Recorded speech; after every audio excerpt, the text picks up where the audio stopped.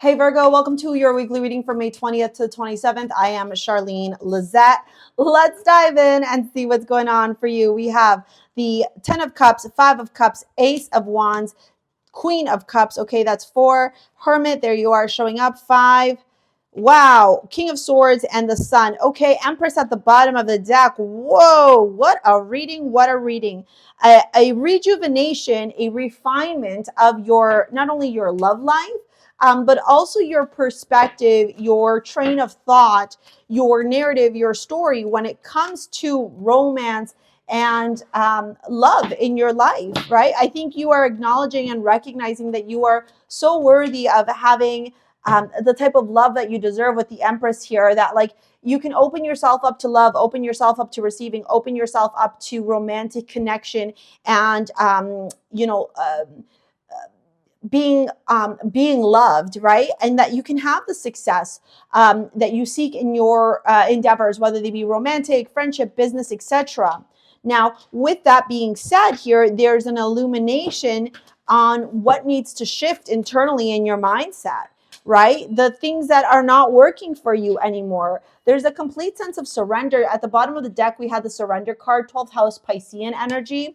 And then we have way, it's not time yet. Things are being woven. So I think what's happening here is an acknowledgement of the story you've been telling yourself around love and why you haven't been able to attract love in your life. 10 of Cups, 5 of Cups. And now you're reaching this point here where you're like, I need to shift this. Yeah. Big time, where you're reaching this point where you're like, karmic point, yeah, synastry faded, connections, turning point. You're like, this needs to shift. And what do I need to do? That's the question you're asking yourself. The question you're asking yourself is, what do I need to do in order to shift my energy around love, around business, around friendship, around that kind of stuff? With the Ace of Wands and the Queen of Cups, the biggest shift that I'm seeing you all make is being open to receiving and letting yourself feel beyond just like the physical lust and sensual energy, but be vulnerable, open yourself up emotionally, know how to like stop or detach from individuals who are not serving you anymore, understanding and learning like what works and what doesn't work for you in romantic relationships, letting yourself feel like and like love and passion and fire and that kind of stuff. With the Hermit card, there's like a journey of self-discovery, of introspection, of like, what do I really need in my life to feel empowered, to feel fueled, to feel creative, to feel happiness, to feel fulfillment, to feel joy. It's a clarity, a moment of understanding, maybe writing down your values, maybe getting very clear and specific on what that fulfillment, that success, that security, that safety looks like for you. And then with the King of Swords and the Sun wrapping up the tarot part of this reading, wow, right? Let's talk about it. The King of Swords is mercurial in nature, but it's not grounded. The King of Swords is very analytical, very logical, very unemotional, very detached, very black and white, very pros and cons. Think about the sword and the two sides of the sword, right? This works, this doesn't work, so goodbye, it goes. This works, so it's staying. And it's like, where's the feelings in that? There are no feelings. It's just like very logical, very like analytical, and very, very detached. And I don't know that this is something that you're used to doing, detaching, right? Perhaps, Virgo, your experience has been in the past where you attach to things. And so when you realize they're not working for you anymore, there's a challenge or a difficulty in detachment because you've already put yourself in there and you're like, oh my God, well, I put all this time into this relationship or into this friendship or into this career. And now you're telling me to walk away from it. And now you're telling me that it's not going to work. And now, there's that kind of attachment, maybe even a tiny little layer of codependency, and you're walking away from all of that. You're detaching from all of that. With Venus being your amulet, Venus is all about self-love. Venus is all about sensuality. Venus is all about luxury. Venus is all about confidence and self-worth and attracting passion and that like very lustful, romantic, like carnal type of love from a place of high value, from a place of self-confidence, from a place of self-worth. And so what you're doing here with this energy is really alchemizing it. You're acknowledging that there is a big turning point happening in your life, and that the only way you're going to receive the success and the happiness that you are seeking right now is by you yourself going out there and feeling this with this. Right? Like that's a big realization. These are the bookends of your reading. For those of you that have been wanting to study tarot, I have a tarot certification in the description box below, and I talk all about reading different like spreads and the cards. When we see a major arcana wrapping up a reading, that's the energy you're going into.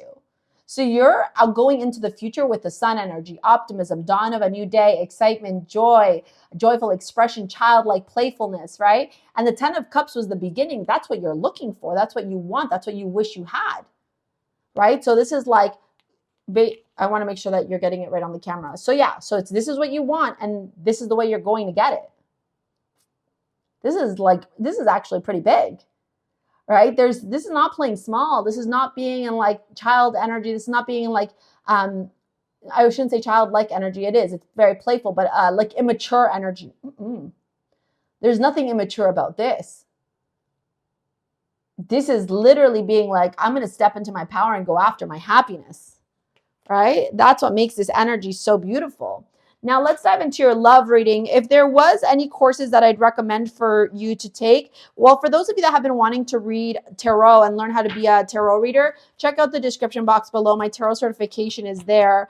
And then the other course that I would recommend some of you to take would be the Align course. Align is all about teaching you how to trust yourself, gain the self-confidence, tune into your highest expression, learn to trust your intuition, okay? And in turn, attract your dream life, right? Be in that level of fulfillment, happiness, clarity that you seek, releasing the stuckness, the fear, okay? That's in the description box below. Ditto to follow me on Instagram and join my mailing list.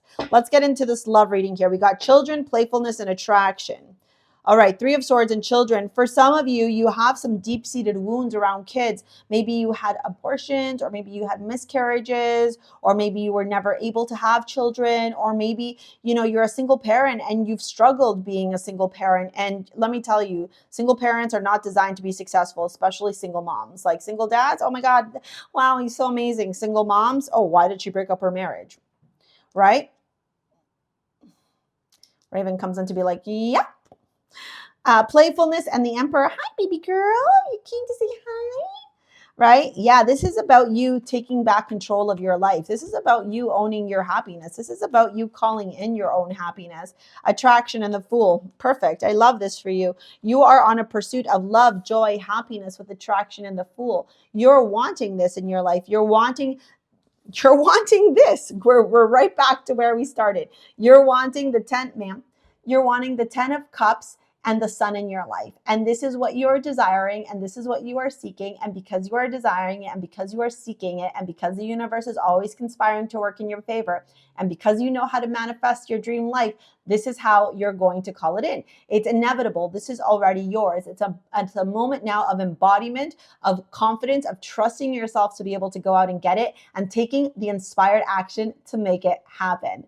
Okay, I'm going to pop this video here to help you out. I'm really excited for you. I'm not going to lie, Virgo. So this is a great reading. And if you want to work with me, follow me on Insta, all that stuff. It's all in the description box below. Thank you so much for your likes, your comments, your shares, your subscribes. We will see you later, alligators. Peace out. Bye.